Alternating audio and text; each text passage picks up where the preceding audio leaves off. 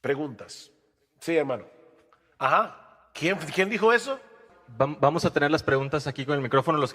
Vamos a hacer una Micrófono. fila. Vamos a hacer una fila aquí y vamos a ir pasando el micrófono. Entonces, El hermano está aquí. sí, Yo estaba perdón. buscando de dónde sale esa voz Por misteriosa. acá estamos. Acá. Pregunta. Sí. Levantando la mano. ¿Sí? Sugel, hay un dicho que dice que entre gitanos no se leen las manos. ¿Un dicho que dice? Que dice que entre gitanos no se leen las manos. Aquí estamos solamente hispanoamericanos y sabemos que hay un histórico lastre cultural entre nuestros pueblos por el cual no estamos acostumbrados a leer, no leemos tanto como deberíamos. ¿Qué opinión te merece eso? ¿Y cómo podríamos aplicar todo esto de lo que has hablado, que es valiosísimo, a un pueblo que tradicionalmente, históricamente, no está relacionado con los libros? Gracias por la pregunta. Primero, noten que ni siquiera en el texto griego dice: desead como niños recién nacidos la leche espiritual no adulterada, a menos que tú seas latinoamericano. Eso no está en el texto original. Así que cuando la Biblia dice desead como niños recién nacidos, ya Dios sabía de antemano que los latinoamericanos íbamos a existir y Dios sabía que no íbamos a ser muy dados a la lectura. Pero aún así dice desead como niños recién nacidos la leche espiritual no adulterada. Yo creo que el problema es no percibir la necesidad que tenemos de la Biblia. El hábito de lectura es algo que se desarrolla y se desarrolla poco a poco. Yo te diría, no comiences a leer muchos capítulos de la Biblia si no tienes el hábito de lectura. Pero ¿sabes qué, mi hermano? Es mejor que leas una pequeña porción cada día a que no leas la Biblia en una semana y entonces un día te leas 10 capítulos. Porque vas a formar el hábito poco a poco. Entonces lee una porción, pero léelo recordando que la Biblia es un libro como cualquier otro libro y no es un libro como cualquier otro libro. ¿Qué significa eso? Bueno, significa la Biblia no es un libro como cualquier otro libro porque este libro fue inspirado por Dios. Pero la Biblia sí es un libro como cualquier otro libro porque debes leerlo como se lee cualquier libro. ¿Cómo tú lees un libro? Así. O sea, tú tomas, voy a leer Los Miserables de Víctor Hugo. ¡Pum! Jean Valjean está huyendo. ¿Y quién es Jean Valjean? Bueno, si tú hubieras leído el libro desde el principio, supiera quién es Jean Valjean y por qué está huyendo. Bueno, la Biblia se lee así. De hecho, nosotros tenemos en el Nuevo Testamento cartas. ¿Cómo tú lees una carta? Te llegó una carta de tu novia. Ya no llegan cartas, pero antes llegaban cartas. Te llegó una carta. ¿Cómo tú la lees? Un párrafo hoy. Mañana lees otro párrafo y ya te olvidaste del párrafo que leíste ayer. No, tú lees la carta entera. Lee la carta. Pues la carta a los romanos, ¿saben qué es? Una carta. Es la carta a los romanos, es la carta a los corintios, es la carta a los efesios. Bueno, léelo como una carta. Léelo de principio a fin. No habrá Efesios 2, a ver. No. O sea, no es un horóscopo. Esto no es un horóscopo. Es un libro. Entonces léelo como tú lees cualquier otro libro, pero poco a poco y vas formando el hábito de lectura. Pero es verdad que lamentablemente en América Latina no tenemos una cultura de lectura, pero aún así, mi hermano, tú eres cristiano, desea como niño recién nacido la leche espiritual adulterada. Lee tu Biblia. Poco a poco vas a formar el hábito. La siguiente pregunta que yo tengo es que usted dice, si Dios te dijere, te daré todo lo que tú quieres, pero te quitaré mi palabra y te borraré todo de tu mente. ¿A qué se refería allí? Prácticamente a mi alcance mueres espiritual. No, claro, esto es una ilustración. Dios nunca va a hacer eso, gracias al Señor. Él nunca nos va a poner a elegir. Sin embargo, el hecho de ponernos a elegir, aunque sea algo supuesto, nos ayuda a visualizar más claramente cuánto de verdad atesoramos la Biblia. Sin embargo, no actuamos en consecuencia. Porque si nos dijeran, te voy a quitar la Biblia, tú dirías, no me la quites. Bueno, pero sin embargo la tienes y no la lees. Sí, buenas tardes, hermano. Ya nos fuimos, pasaron 15 días o 20. La mayoría de los que estamos, pues escuchamos un taller, pero no dimos atención, hermano, y no estamos leyendo en nuestra casa la palabra de Dios. y estamos en ese momento. ¿Qué nos dice la Biblia? ¿Qué nos dice el Señor en esta condición? Bueno, vamos a suponer, se acabó la conferencia del IDEX, pasaron 2 semanas y tú dices, uy, el taller del pastor Michelén. Yo no empecé a leer mi Biblia regularmente. Bueno, simplemente no te quedes postrado diciendo, oye, otra vez, es que yo no cambio, no voy a cambiar nunca. No seas fatalista. Señor, perdóname, debí haber hecho un plan, no lo hice. Perdóname por no haberlo hecho, pero voy a comenzar ahora. Y bien, comienza. No dejes que tu falta pasada te lleve a seguir cometiendo faltas futuras. Pide perdón y sigue corriendo. No te quedes postrado allí. Haz un plan de lectura. A nosotros siempre nos ha sido de mucha ayuda tener un plan de lectura. Porque a veces uno se levanta y dice, ¿qué leo de la Biblia? Así es muy difícil desarrollar el hábito. Es bueno que tú sepas, ok, hoy me toca Mateo 5, ya tú sabes, al otro día te va a tocar Mateo 6 y luego Mateo 7. Haz un plan de lectura que te permita exponerte a toda la Biblia. De paso, padres que están aquí, y volviendo a tomar el tema de la falta de lectura entre los latinoamericanos, ¿podemos nosotros cambiar esa cultura ayudando a nuestros hijos a desarrollar el hábito que nuestros padres no nos ayudaron a desarrollar? Ahora, ¿cómo tú crees que tus hijos van a desarrollar ese hábito por la lectura si no te ven leyendo? Y de hecho es algo que, voy a decir esto, yo no soy dogmático con lo que voy a decir ahora, porque de hecho hay personas cercanas a mí con quienes yo he hablado de este tema y no piensan igual que yo, y yo lo respeto. Pero esa es una de las razones por la que yo creo que los padres deberían considerar si es sabio leer aquí, en este dispositivo, que leer aquí. Porque cuando tú estás leyendo, yo leo la Biblia aquí, yo no tengo hijos en casa. A veces, yo prefiero leer mi Biblia aquí. Pero a veces si voy de viaje y de repente veo que en el avión dejé la Biblia en el carry-on y está arriba y tengo el iPad en la mano, yo leo la Biblia en el iPad. Sin embargo, cuando nuestros hijos nos ven con este dispositivo en la mano, ellos no saben qué es lo que estamos haciendo. Ellos no saben si estamos jugando algo, ellos no saben si estamos leyendo la Biblia, ellos no saben eso. Pero cuando ellos te ven con la Biblia en la mano o te ven con un libro en la mano, eso impacta. Y yo lo digo por experiencia personal. Cuando yo era niño, a mí no me gustaba leer. Yo recuerdo la primera vez que yo vi un libro donde solo había letras sin figuritas. Yo no lo podía creer. ¿Y cómo a una gente le gusta un libro que solo tiene letras? Pero mi papá era un hombre con un muy buen hábito de lectura y con una buena biblioteca. Y yo lo veía leyendo. Y luego él influyó en mis hermanos mayores y entonces yo veía a mis hermanos mayores leyendo. Y yo recuerdo como ahora, cuando yo tenía 12 años, yo no era creyente, ni en mi casa nadie era creyente, fue el boom de Gabriel García Márquez. Y estaba mi papá y mis 2 hermanos leyendo 100 años de soledad. Y entonces hablaban de 100 años de soledad durante el tiempo de la comida y yo estaba como un pollo viendo televisión. Así que, ¿qué hice? Bueno, no tenía de otra, me tuve que poner a leer 100 años de soledad. Yo no recuerdo nunca a mi papá diciéndome lee, nunca me lo dijo. Pero su ejemplo me hizo desarrollar a mí y a mis hermanos el hábito de lectura. Su ejemplo. Y yo les digo a ustedes, padres que están aquí, que la nueva generación que va a surgir no surja con el defecto de la nuestra. Cambiemos eso en América Latina. ¿Cómo? Leyendo. Hermano, yo sé que la leche puede ser adulterada con cualquier otra sustancia, pero quisiera saber algunos ejemplos cómo la leche espiritual es adulterada. De muchas maneras.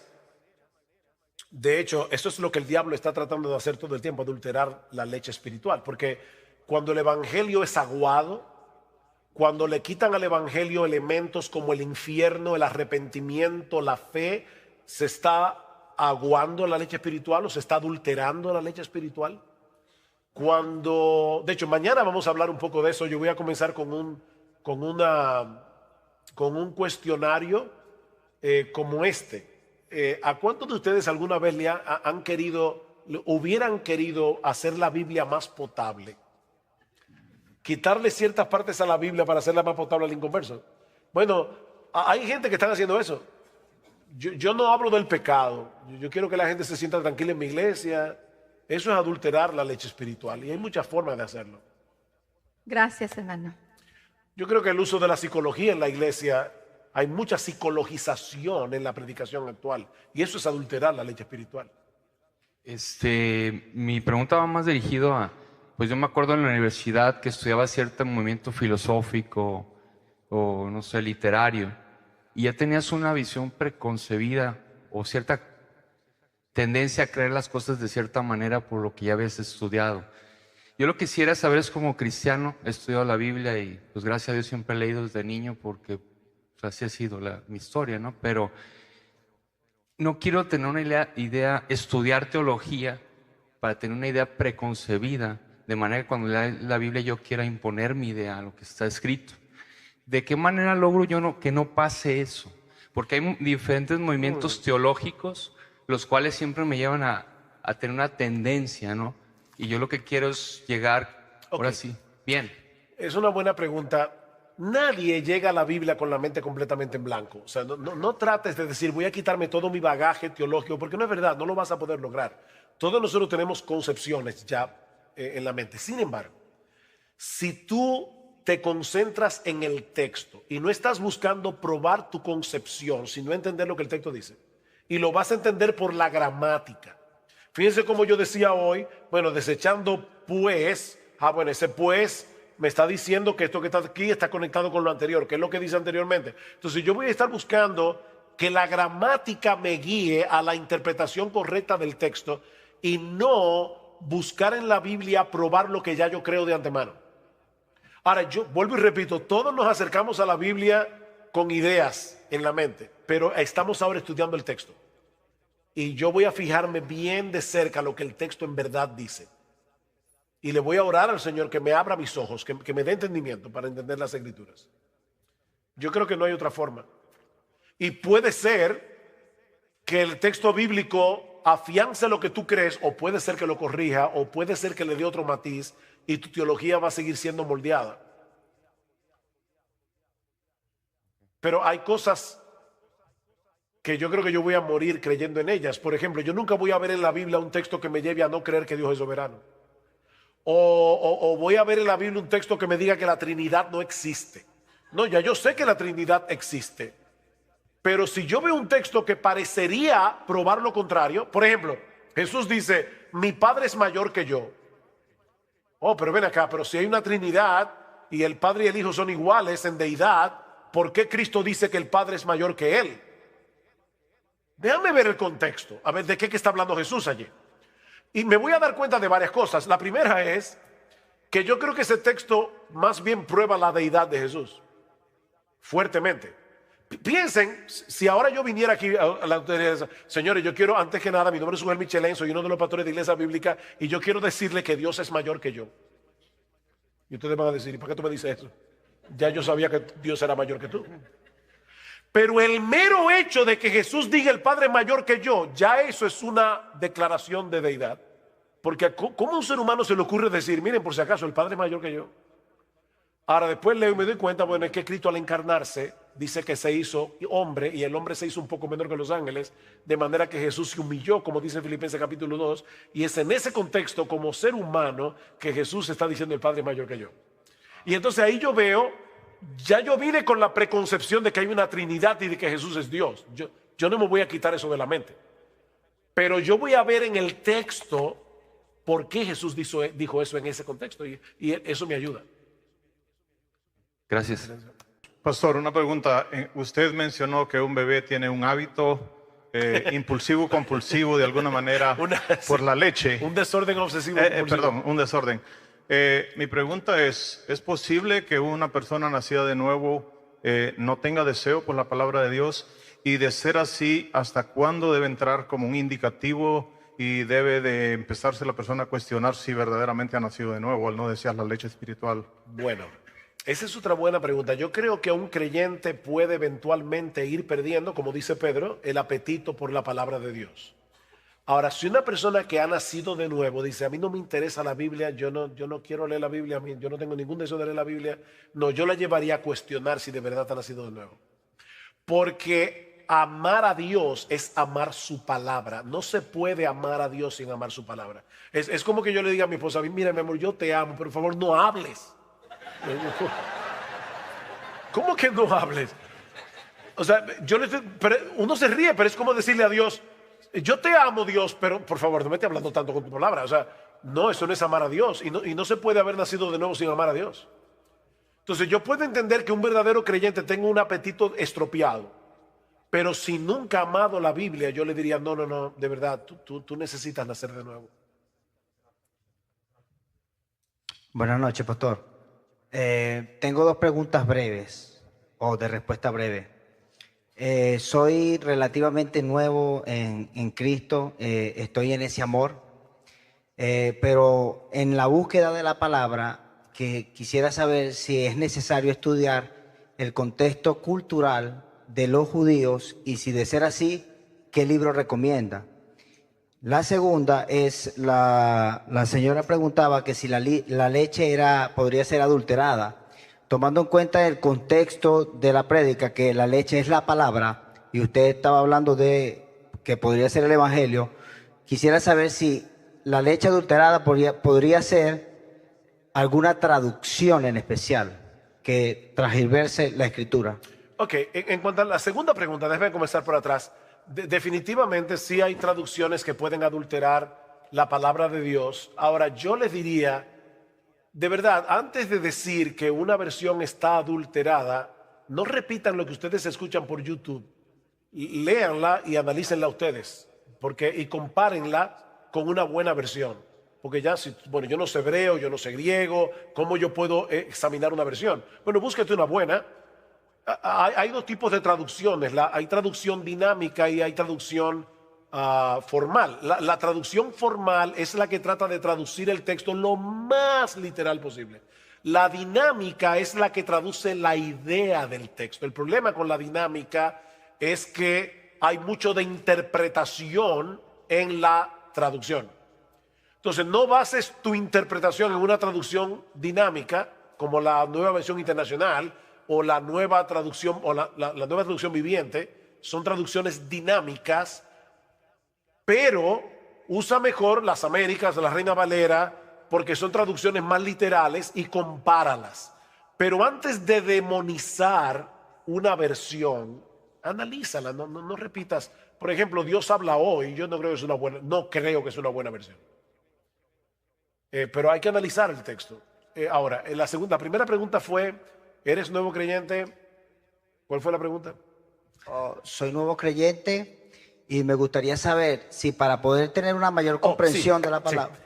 Sí, definitivamente ayuda el hecho de conocer el trasfondo cultural de los libros tal como fueron escritos. Y ahí los comentarios, una introducción al Antiguo o al Nuevo Testamento, te puede ayudar muchísimo. Hay un libro de Alfred Edersheim que se llama Usos y costumbres de las tierras bíblicas, y es muy bueno para aprender cosas de la palabra de Dios que nos ayudan a entender mejor costumbres culturales que para nosotros son extrañas, pero que te ayudan sí a mejor a entender el texto bíblico. Sin embargo, de verdad, hermanos, si tú lees tu Biblia en español y no tienes muchos recursos más que tu Biblia, es mucho lo que tú puedes entender de la Biblia leyéndola tal cual está aquí.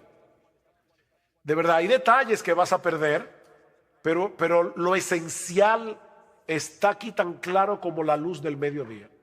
Tan claro que nadie puede decir, Señor, no te obedecí porque no tenía un contexto cultural. No. Lo que hay que obedecer de la Biblia está claro. Por eso decía Mark Twain, no me preocupa lo que no entiendo de la Biblia, lo que me preocupa es lo que sí entiendo.